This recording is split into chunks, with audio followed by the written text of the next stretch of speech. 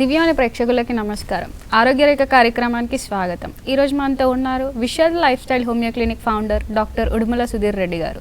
వారిని అడిగి తెలుసుకుందాం స్ట్రెస్ రిలేటెడ్ డిసీజెస్ అంటే ఏంటో. నమస్కారం డాక్టర్ గారు. సార్, స్ట్రెస్ రిలేటెడ్ డిసీజెస్ అంటే ఏంటి? అసలు స్ట్రెస్ వల్ల వచ్చే డిసీజెస్ అంటే అసలు స్ట్రెస్ వల్ల అసలు మనకు రాని డిసీజ్ అంటూ ఏం లేదు. స్ట్రెస్ అనేది ఏంటి? బేసికల్గా స్ట్రెస్ అనేది రిలేటివ్ ఫినామినా. మీకు నార్మల్ అనిపించింది నాకు అబ్నార్మల్ అనిపించవచ్చు. ఫర్ ఎగ్జాంపుల్, మీరు యాంకరు, టీవీ ముందు మాట్లాడడం, స్క్రీన్ ముందు మాట్లాడడం మీకు చాలా ఈజీ. కానీ ఫస్ట్ టైం చేసే నాలాంటి వాడికి కొంచెం ఇబ్బంది అనిపించవచ్చు. మీకు నార్మల్, నాకు అబ్నార్మల్. సో నేను టెన్షన్ పడతాను. సో నాకు ఆ టెన్షన్లో నా శరీరంలో ఓన్లీ మానసికంగా కాదు రకరకాల మార్పులు జరుగుతాయి. ఈ మార్పులు ఎప్పుడైతే కంటిన్యూస్గా జరుగుతాయో అప్పుడు మనకు దీర్ఘకాలికంగా వ్యాధులు వస్తాయి. జనరల్గా స్ట్రెస్లో రెండు రకాలు ఉంటాయి. అక్యూట్ స్ట్రెస్, క్రానిక్ స్ట్రెస్ అంటారు. అక్యూట్ స్ట్రెస్ అంటే ఫర్ ఎగ్జాంపుల్, మీరు రోడ్డు పైన నడుస్తున్నారు, సడన్గా కుక్క వచ్చింది, తరిమేసింది మిమ్మల్ని, మీరు పరిగెత్తారు, అది అక్యూట్ స్ట్రెస్.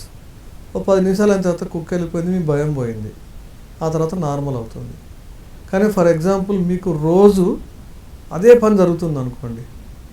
ఒక బాస్ ఉన్నాడు, మీకు రోజు ఆఫీస్కి వెళ్ళాలంటే భయం, కానీ ఉద్యోగం వదిలిపెట్టలేరు. రోజు బాస్ అరుస్తూనే ఉంటాడు, బాధపడుతూనే ఉంటారు. ఇంటికి వస్తే అత్తగారు అరుస్తారు, ఆమె బాధపడుతూనే ఉంటుంది. సిటీ బస్సుల్లో జనాలు, అదొక స్ట్రెస్. అలా మీ జీవితంలో మెలకువతోటి ఉన్న 15-16 గంటలు కూడా మీరు కాన్స్టెంట్గా స్ట్రెస్లోనే ఉన్నారనుకోండి, ఖచ్చితంగా మీకు దీర్ఘకాలికంగా వ్యాధులు వస్తాయి. ఎందుకంటే మీరు క్రానిక్ స్ట్రెస్ అనే ఒక ప్రాబ్లంలో ఉన్నారు. అంటే స్ట్రెస్ని ఏమంటారంటే మన శక్తికి మించిన ఏదైనా ఒక పని మనం చేయాల్సి వచ్చినప్పుడు, మనకు చేత కాదు, మన వల్ల కాదు అని అనుకున్నప్పుడు దాన్ని స్ట్రెస్ అంటారు. అందుకే రిలేటివ్ ఫినామినా అంటారు. ఒకరికి నార్మల్ ఉండొచ్చు, ఇంకొకరికి ఇది టెన్షన్గా ఫీల్ అవ్వచ్చు.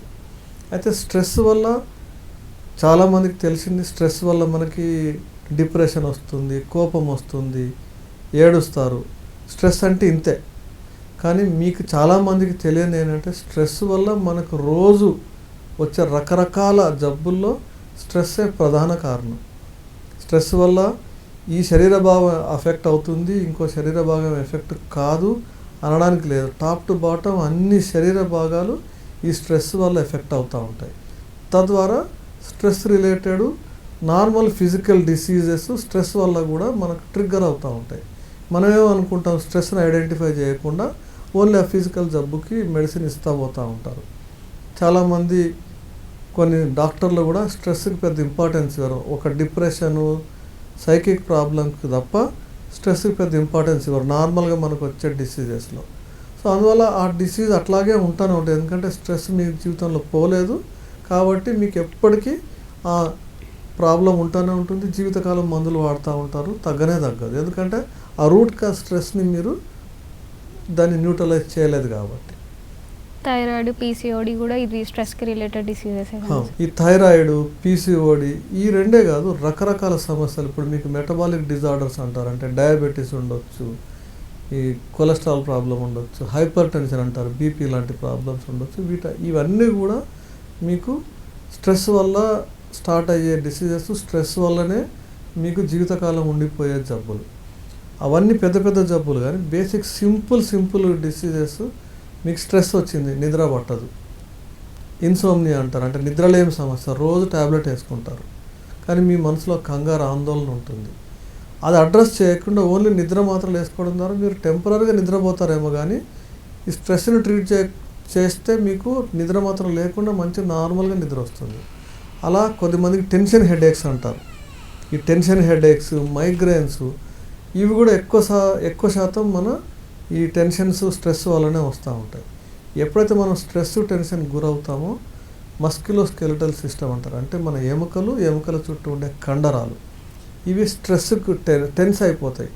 ఎందుకు టెన్స్ అయిపోతాయి అంటే, మనం స్ట్రెస్ ఉన్నప్పుడు మన శరీరం ఒక ఫైట్ ఆర్ ఫ్లైట్ మోడ్లోకి వెళ్ళిపోతుంది. అంటే మీరు సపోజ్ మీకు కుక్క వెంట పడితే మీరు ఏం చేయాలి?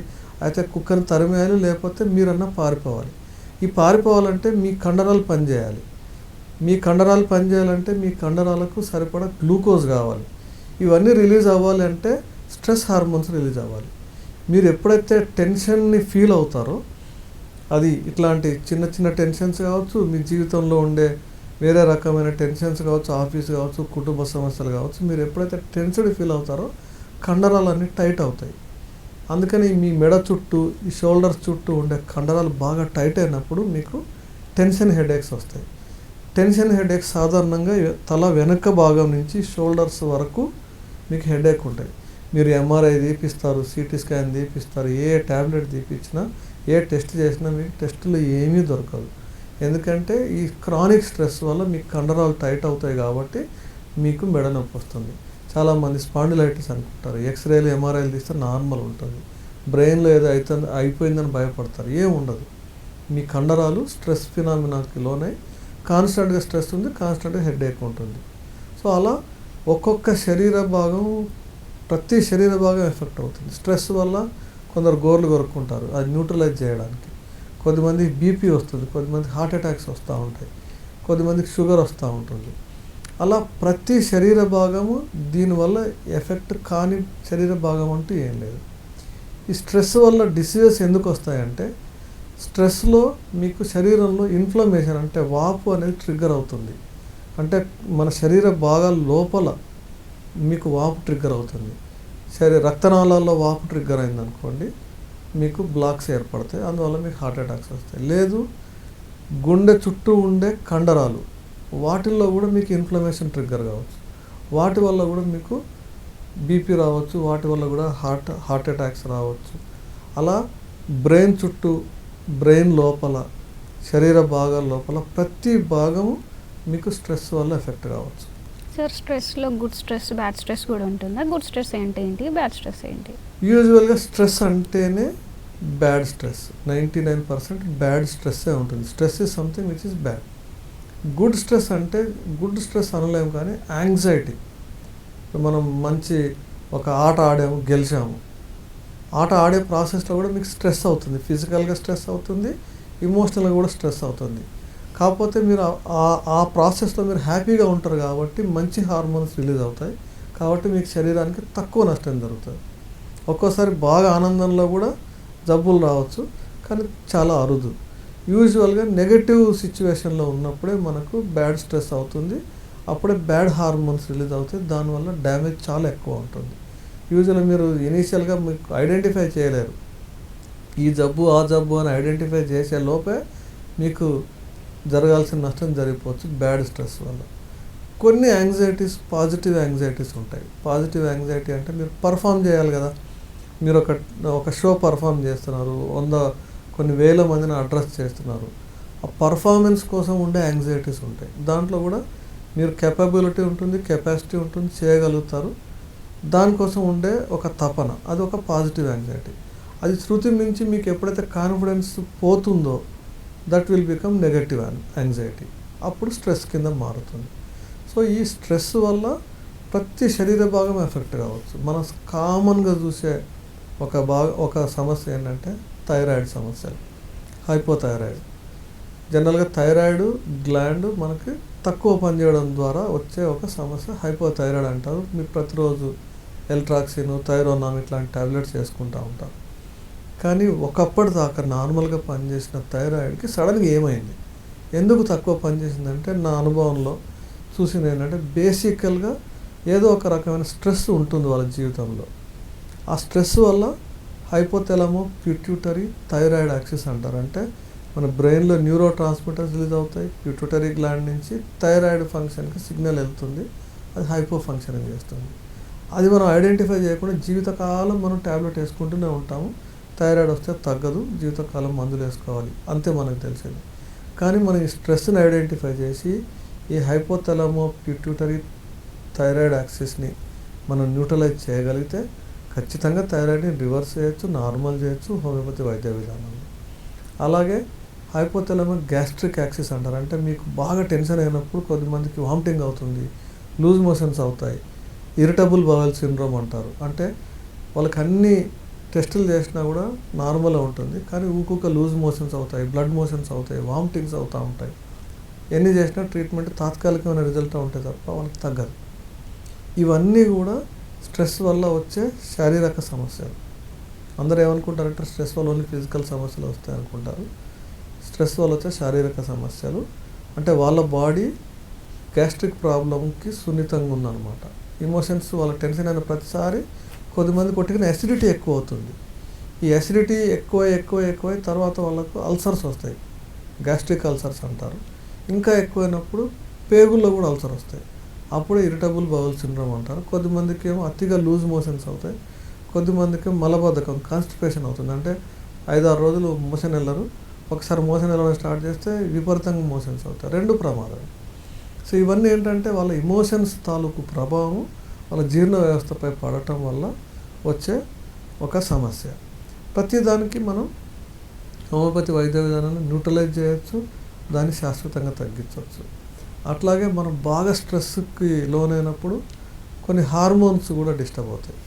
ఇందాక మనం చెప్పుకున్నట్టు థైరాయిడ్ ఎట్లయితే హార్మోన్ డిస్టర్బ్ అయిందో, ఫీమేల్స్లో ఆడవాళ్ళలో వాళ్ళ నెలసరికి సంబంధించిన హార్మోన్స్ డిస్టర్బ్ అవుతాయి. తద్వారా వాళ్ళకు నెలసరి సమస్యలు ఎక్కువ అవుతాయి. అయితే ఎక్కువ బ్లీడింగ్ అవ్వటం, తక్కువ బ్లీడ్ అవ్వటం, లేదు విపరీతమైన నొప్పి రావటం, డిస్మెనోరియా అంటారు. విపరీతమైన నొప్పి, ఎంత నొప్పి వస్తుందంటే వాళ్ళు నొప్పి వస్తే వాళ్ళు చీకట్లో కూర్చుంటుంటారు, అంత సెన్సిటివ్ అయిపోతారు. లేదు కొద్దిమందిలో పాలిసిస్టిక్ ఓవేరియన్ సిండ్రోమ్ అంటారు. ఓవరీస్ పనిచేసే విధానంలో మార్పు రావటం, తద్వారా వాళ్ళ ఋతుక్రమం డిస్టర్బ్ అయిపోవడం, లావ్ అయిపోవటం, దాని ద్వారా సెకండరీ డిసీజెస్. ఇలా స్ట్రెస్ వల్ల శరీర భాగంలో హార్మోన్ డిస్టర్బ్ అయితే పీసీఓడి సమస్యతో పాటు కొద్దిమందికి డయాబెటీస్ వస్తుంది. డయాబెటీస్ కూడా ప్యూర్ హార్మోన్ ప్రాబ్లం. చాలామందిలో స్ట్రెస్ తర్వాత డయాబెటీస్ ట్రిగ్గర్ అవుతుంది. దాంతోపాటు వాళ్ళ లైఫ్ స్టైల్లో చేంజెస్ ఉండటం కూడా దానికి దోహదపడుతుంది. ఇలా శరీర భాగంలో స్ట్రెస్ వల్ల ప్రభావితం చేయని ఏ జబ్బు లేదు. అందరూ ఏమనుకుంటారంటే దీనికి ఏం స్ట్రెస్ లేదు, అది కామన్ రొటీనే ఉంటుంది కదా అని ఈ ట్యాబ్లెట్ వాడుతూనే ఉంటారు. హోమియోపతి వైద్య విధానంలో ఏంటంటే మీ స్ట్రెస్ ఏంటి, ఆ స్ట్రెస్ వల్ల ఏ శరీర భాగం బాగా ఎఫెక్ట్ అవుతుంది, దాన్ని మనం న్యూట్రలైజ్ చేసే మందులు కేవలం హోమియోపతి సైన్స్లోనే ఉన్నాయి. మిగతా ఏ సైన్స్లో సైకియాట్రిక్ ట్రీట్మెంట్ వరకే కొన్ని మందులు ఉన్నాయి, కానీ నార్మల్ డిసీజెస్కి మన ఎమోషన్స్కి ఉండే కనెక్షను, వాటిని న్యూట్రలైజ్ చేసే ఒక మంచి ట్రీట్మెంట్ విధానాలు కేవలం హోమియోపతి వైద్య విధానంలో ఉన్నాయి. వాటి ద్వారా మనం పూర్తిగా శాశ్వతంగా తగ్గించే అవకాశం ఉంది. ఆరోగ్యరేఖ కార్యక్రమంలో చిన్న విరామం.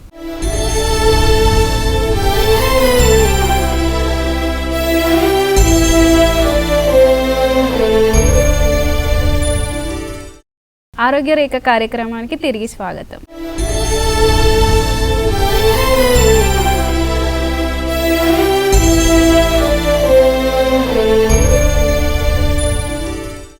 సార్, స్ట్రెస్లో ఉన్నప్పుడు చాలా వరకు అందరూ కాఫీ తాగుతారు, అది ఎంతవరకు నిజం? స్ట్రెస్లో ఉన్నప్పుడు చాలామంది కాఫీలు, టీలు, కొద్దిమంది ఆల్కహాల్, కొద్దిమంది స్మోకింగ్ ఇట్లాంటివి చేస్తారు. ఇది వాళ్ళు స్ట్రెస్ వీటన్నిటిలో ఆల్కలాయిడ్స్ ఉంటాయి, అంటే స్టిమ్యులెంట్స్ ఉంటాయి. బేసికల్గా కాఫీలో కెఫీన్ ఉంటుంది, టీలో కూడా కొన్ని ఆల్కలాయిడ్స్ ఉంటాయి, టొబాకో, వీటన్నిటిలో మీకు స్టిమ్యులెంట్స్ ఉంటాయి. ఆ స్టిమ్యులెంట్స్ ఉండడం ద్వారా తాత్కాలికంగా వాళ్ళు రిఫ్రెష్డ్ ఫీల్ అవుతారు. అందువల్ల చాలామంది స్ట్రెస్ ఉన్నప్పుడు ఇవి చేస్తూ ఉంటారు. కానీ వీటిలో ఉండే ఇంకొక ప్రాబ్లం ఏంటంటే primary action and secondary action అని ఉంటాయి. ఈ స్టిమ్యులెంట్స్ అన్నిట్లో కూడా మీరు కాఫీ తాగితే ఉత్తేజం అవుతారు, కానీ కాఫీ ఎఫెక్ట్ పోయిన తర్వాత ఉన్నదానికంటే ఇంకా డౌన్ అయిపోతారు. ఎప్పుడైతే డౌన్ అయిపోతారో మళ్ళీ కాఫీ తాగాలనిపిస్తుంది, ఎప్పుడైతే డౌన్ అయిపోతారో మళ్ళీ మీకు సిగరెట్ తాగాలనిపిస్తుంది, ఎప్పుడైతే డౌన్ అయిపోతారో మళ్ళీ ఆల్కహాల్ తాగాలని. అట్లా ఇది విషియస్ సైకిల్. అందువల్ల మీరు అడిక్ట్ అయిపోతారు. ఈ స్ట్రెస్ ఉండటం, కాఫీ తాగటం, మంచిగా అనిపించడం, అది అవ్వగానే బాగా లో అయిపోవటం, మళ్ళీ తాగాలనిపించడం. అందువల్ల చాలామంది మీరు చూస్తే స్ట్రెస్ ఉన్నందువల్ల వీళ్ళు మధ్యాహ్నం బానిసలు అయిపోవటం. మీరు దేవదాసుని చూసారు కదా సినిమాలో, ప్రేమలో బాధ, అందువల్ల వాళ్ళు మందుకు అలవాటు పడిపోవటం. ఇది సినిమాలో చూపించడానికి సరదాగా ఉన్నప్పటికీ చాలా సీరియస్ సమస్య. సో వీటన్నిటిని మనం సరిగ్గా అర్థం చేసుకోగలిగితే మనం ట్రీట్మెంట్ ఇవ్వచ్చు, ఈ బానిసలు అవ్వకుండా చేయొచ్చు. ఇంకా కొద్దిమందికి ఏమవుతుందంటే స్ట్రెస్ ఉన్నప్పుడు బాగా తింటారు. వాళ్ళు ఎంత తింటున్నారో, ఏం తింటున్నారో వాళ్ళకి అర్థం కాదు, అంత తింటారు. దాన్ని బింజ్ ఈటింగ్ అంటారు. వాళ్ళకి అర్థం కాకుండా అతిగా తినటం, దానివల్ల వాళ్ళకు స్ట్రెస్ ప్రాబ్లం ఉండడంతో పాటు లైఫ్ స్టైల్ డిసీజెస్ వస్తాయి. బాగా సెంట్రల్ ఒబేసిటీ వస్తుంది, దాని ద్వారా ఓవర్లోడ్ అవ్వటము, హార్ట్ మీద లోడ్ పడటము, హైపర్ టెన్షన్ రావటము, డయాబెటీస్, కొలెస్ట్రాల్, ఇలా ఒక సమస్య కాదు, స్ట్రెస్తో పాటు స్ట్రెస్ వల్ల హార్మోన్ డిస్టర్బ్ అవుతాయి, తద్వారా కొన్ని డిసీజులు వస్తాయి, అతిగా తినడం ద్వారా కూడా లైఫ్ స్టైల్ డిసీజెస్ వస్తాయి. ఇలా స్ట్రెస్ వల్ల రకరకాల సమస్యలు వస్తాయి. అందుకనే మన దైనందిన జీవితంలో ప్రతి ఇమోషన్ మనకి మంచి చేయొచ్చు, ప్రతి ఇమోషన్ మనకి చెడు కూడా చేయొచ్చు. ఈ నెగటివ్ చేసే ప్రతి ఇమోషన్ వల్ల మనకి డిసీజెస్ వస్తాయి. ఆ డిసీజెస్ని మనం ట్రీట్మెంట్ అనాలసిస్ చేయడం ద్వారా హోలిస్టిక్గా ట్రీట్ చేస్తే కంప్లీట్గా శాశ్వతంగా మనం ఈ జబ్బుల్ని మనం క్యూర్ చేయవచ్చు. వర్కింగ్ ప్రొఫెషన్లో స్ట్రెస్ వల్ల ఎలాంటి జబ్బులు వస్తాయి సార్? మనం సాధారణంగా చూసే వర్కింగ్ ప్రొఫెషనల్స్ అంటే ఆఫీస్ గోయింగ్ స్టాఫ్ స్ట్రెస్ వల్ల ఏ రకాల జబ్బులు వస్తాయంటే ఫస్ట్ మనకి back ache, neck pain and back ache వస్తూ ఉంటాయి. నడుము నొప్పి, మెడ నొప్పి ఎక్కువ మనం చూస్తూ ఉంటాం. ఎందుకంటే ఒకటి ఈ స్ట్రెస్ ఉన్నప్పుడు వాళ్ళు కూర్చునే పొజిషను సరిగ్గా కూర్చోరు. ఇంకా చాలా కామన్గా మనం చూసేదంటే టెయిల్ బోన్ పెయిన్ వస్తుంది. ఆ టెయిల్ బోన్ పెయిన్ అంటే ఈ మన కూర్చునే ప్లేస్లో చివర వాళ్ళకి ఇన్ఫ్లమేషన్ వస్తుంది. ఏ దెబ్బ తగలదు, ఎటువంటిది ఏమి ఉండదు, కానీ ఈ స్ట్రెస్ వల్ల మన వెన్నుపూస చివర్లో కింద టెయిల్ బోన్లో వాళ్ళకి ఇన్ఫ్లమేషన్ వస్తుంది. ఇన్ఫ్లమేషన్ రావడం వల్ల వాళ్ళు ఇలా కూర్చున్నా అలా కూర్చున్నా వాళ్ళకి విపరీతమైన నొప్పి వస్తుంది. చిత్రం ఏంటంటే దానికి ఏం ట్రీట్మెంట్ చేయడానికి ఉండదు వేరే సైన్సెస్లో. మనం ఆ స్ట్రెస్ని ఐడెంటిఫై చేసి ట్రీట్మెంట్ ఇవ్వడం ద్వారా పూర్తి నార్మల్ చేయొచ్చు. రెండోది ఏమవుతుందంటే ఈ స్ట్రెస్ వల్ల ఈ కండరాలు, ఎముకల్లో కూడా చాలా మార్పులు జరుగుతాయి. అందువల్ల వాళ్ళకు కాన్స్టెంట్గా లో బ్యాక్ ఏక్ వస్తుంది. మనం సాఫ్ట్వేర్ ఇంజనీర్స్లో చూస్తూ ఉంటాం. వాళ్ళకి 2 రకాల కారణాల చేత వాళ్ళకు నడుము నొప్పి వస్తూ ఉంటుంది. ఒకటి స్ట్రెస్ వల్ల కండరాలు, ఎముకలు ప్రభావితం అవ్వటం. 2 వాళ్ళు కూర్చునే పొజిషన్, వాళ్ళు వర్క్ ఎక్కువ గంటలు సిస్టమ్ పైన కూర్చోవడం, ఆ కూర్చునే పొజిషన్లో రాంగ్ కూర్చోవడం. కొంతమంది ఇలా వంగి కూర్చుంటారు, ఇలా పని చేస్తుంటారు. ఇలా చేయడం ద్వారా వెన్నుముకలో అబ్నార్మల్గా ప్రెషర్ పడటము, తద్వారా వాళ్ళకు రికరెంట్గా నడుము నొప్పి రావడం జరుగుతూ ఉంటుంది. వీటన్నిటిని కూడా మనం ఈక్వల్గా స్టడీ చేయాల్సి ఉంటుంది. శారీరకంగా ఏం సమస్య వస్తుంది, దాని వెనుక ట్రిగ్గర్డ్ స్ట్రెస్ ఏముంది, దానికి శరీరం ఎలా ప్రతిస్పందింది, ఇవన్నీ స్టడీ చేసి మనం హోమియోపతి వైద్య విధానంలో మంచిగా న్యూట్రలైజ్ చేసే మెడిసిన్ ఇవ్వడం ద్వారా పర్మనెంట్గా తగ్గించవచ్చు. స్ట్రెస్ గురించి, దాని ట్రీట్మెంట్ గురించి ఎన్నో వివరాలు తెలియజేసినందుకు ధన్యవాదాలు డాక్టర్ గారు.